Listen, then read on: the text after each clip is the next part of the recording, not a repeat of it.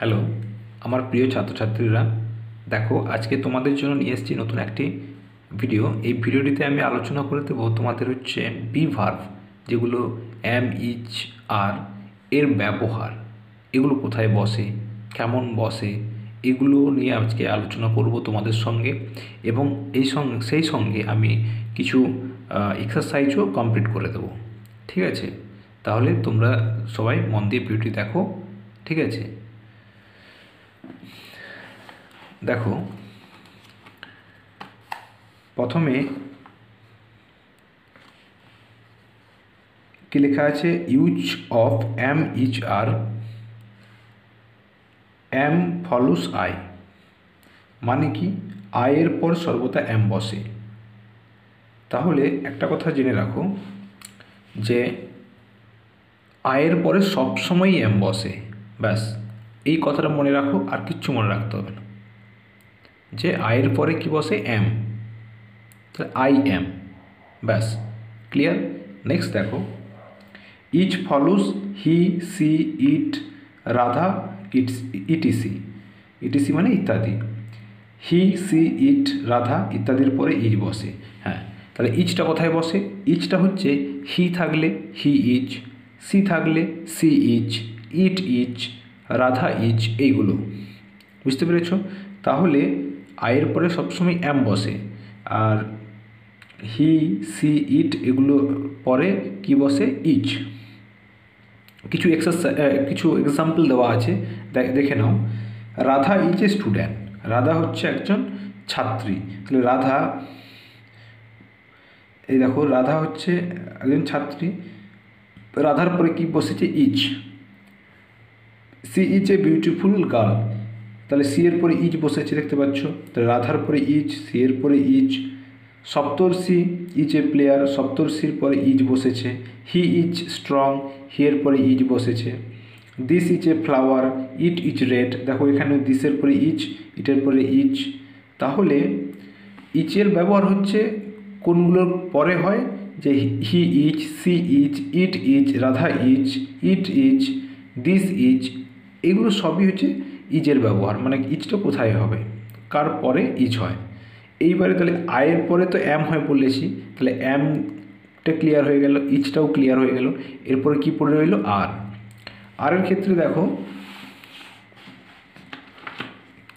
এখানে দেখো are, are follows we you they, we you they এর পরে আর বসে, ব্যাস এই তিনটে কথা মনে রাখো, আর কিচ্ছু মনে রাখতে হবে না।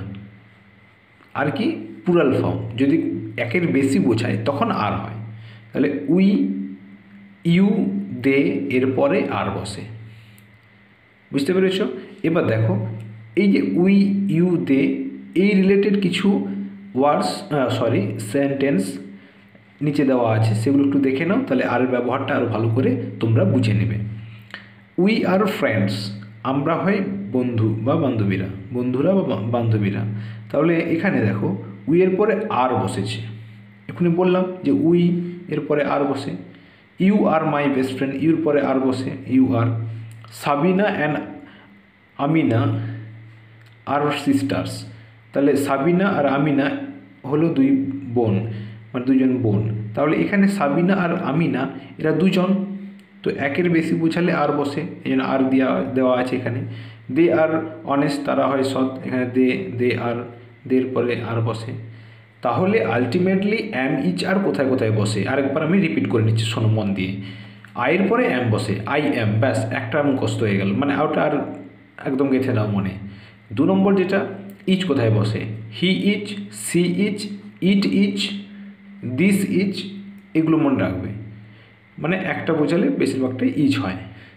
আর আরের ক্ষেত্রে কি হয়, বেশি বোঝাবে, প্লুরাল ফর্ম যেটা মানে বেশি বোঝায়, বহু বচন, তখন আর হয়। এবং we are, you are, they আর, এগুলোতে আর বসে। এবার দেখো এখানে একটা বক্স করে দেওয়া আছে, সিঙ্গুলার প্লুরাল, এক বচন বহু বচন। আই এম আমি হই, উই আর আমরা হই, ইউ আর তুমি হও, ইউ আর তোমরা হও, he is, she is, it is, they are, সে হয়, ইহা হয়, তারা হয়। বুঝতে পেরেছ? এবার দেখো এম ইচ আর হলো টু বি ভার্বের প্রেজেন্ট ফর্ম। তাহলে এই এম ইচ আর কিসের প্রেজেন্ট ফর্ম? টু বি ভার্বের প্রেজেন্ট ফর্ম।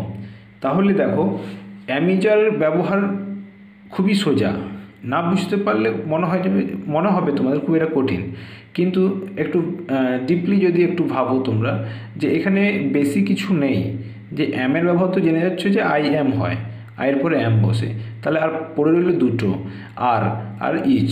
আরটা বলেছি সবসময় বেশি, একের থেকে বেশি বোঝালে। তো এখানে এই গোটাগত ওয়ার্ড মনে রাখলেই হবে, উই, ইউ, দে, এরপরে আর বসে, আর এর বেশি হলে মানে এই তিনটা বাদ দিয়ে আরও যদি কোনো কিছু বেশি দেওয়া থাকে, যেমন ক্যাটস, CATS, ক্যাটস মানে বিড়ালগুলি, তখন ক্যাটস আর হবে, মানে একের বেশি বোঝালে মানে প্লুরাল ফর্ম থাকলে তখন আর বসে, ব্যাস, আর কিছু না। এবার ইজের ব্যবহারটা কি?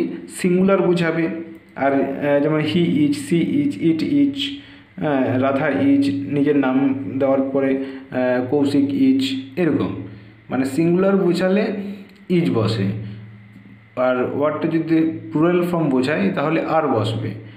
আর সঙ্গে এই যে we are, you are, they are. We মানে আমরা, অনেকজনকে বোঝাচ্ছে। দে মানে তাহারা, এখানেও অনেকজনকে বোঝাচ্ছে। ক্যাটস মানে বিড়াল, এখানেও অনেকজনকে বোঝাচ্ছে। র্যাটস, RATS, র্যাটস, এখানে অনেকগুলো ইন্দ্রের কথা বলছে, তাহলে সেখানে আর বসবে। তাহলে অ্যাম, আর, ইজ, অ্যাম, ইজ, আর, এই তিনটে মোটামুটি ক্লিয়ার করে দিলাম। এবার দেখো কিছু এক্সারসাইজ করে দেওয়া আছে, মানে ফিল ইন দ্য ব্ল্যাঙ্কস দেওয়া আছে, অ্যাম, ইজ, আর দিয়ে পূরণ করতে হবে। আমি একটা একটা করে বুঝিয়ে বুঝিয়ে করব, তোমরা সবাই মন দিয়ে দেখো। ফার্স্টে আছে দেখো, the boy dash tall. The boy মানে বালকটি, তো কজনকে বোঝাচ্ছে? একজনকে বোঝাচ্ছে। তো দ্য বয়ের পরে তো আর অ্যাম হয় না, বলেছি তো অ্যামটা কখন হয়? আয়ের পরে, তাহলে অ্যামটা বাদ চলে গেল। এরপরে হচ্ছে কি, আর রইল। আর হচ্ছে কি, অনেক বোঝালে, তো এখানে দ্য বয় মানে কি বালকটি, কজনকে বোঝাচ্ছে? একজনকে বোঝাচ্ছে, তাহলে কি বসবে? ইজ বসবে। দ্য বয় ইজ টল, ছেলেটি হয় লম্বা। বুঝতে পেরেছো? নাম্বার বিতে দেখো, I dash very well now, আমি এখন খুব ভালো আছি। তা আয়ের পরে কী বসবে বলেছিলাম যে আয়ের পরে সবসময় কী বসে? অ্যাম, তাহলে আই অ্যাম, ব্যাস হয়ে গেল 2 নম্বরটা।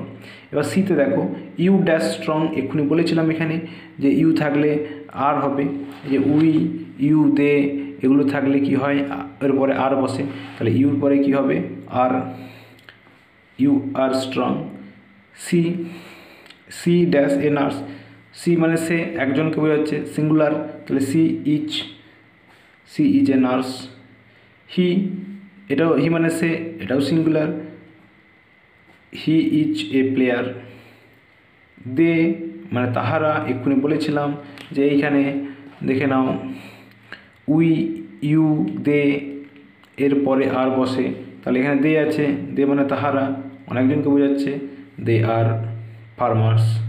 বুঝতে পেরেছো? এবার উই মানে আমরা, এক্ষুনি বললাম উই এর পরে কী হবে? Are, we are Indians. Is a pen. Arko and Apu dash two brothers, তাহলে অর্ক আর অপু দুজন আছে, এটা প্লুরাল ফর্ম আছে, একের বেশি বোঝাচ্ছে, তাহলে কি বসবে? অ্যাম বসবে। অ্যাম তো হবেই না, আয়ের পরে অ্যাম বসে, তো ইজ বসবে। ইজ তো হবেই না, যদি শুধুমাত্র অর্ক থাকতো তাহলে এখানে ইজ হতো, তাহলে এখানে দুজনের কথা বলছে, তাহলে কি হবে? আর হবে। আয়ের পরে তো নিশ্চয়ই কী হবে জানো? I am a student.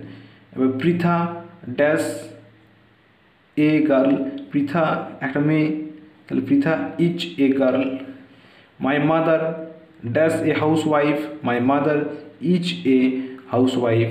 My parents dash busy, দেখো প্যারেন্টস এস আছে, প্যারেন্টস মানে কি? বাবা মা, দুজন, একের বেশি, আবার তাহলে এটা প্লুরাল ফর্ম, তাহলে এখানে কী হবে? My parents are busy.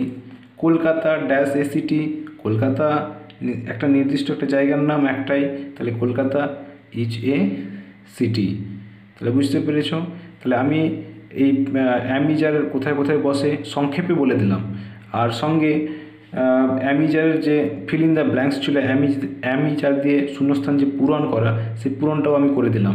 ঠিক আছে, তোমরা মন দিয়ে ভিডিওটা দেখবে এবং বোঝার চেষ্টা করবে, এবং কোথাও যদি বুঝতে অসুবিধা থাকে তোমরা আমাকে কমেন্ট করে জানিয়ে দেবে, আমি তাহলে পরে আমি তোমাদেরকে সেই রিলেটেড ভালো করে আরও ভিডিও বানিয়ে দেবো। আজকের মতো এইটুকুই, দেখা হবে তোমাদের সঙ্গে নেক্সট ভিডিওটিতে।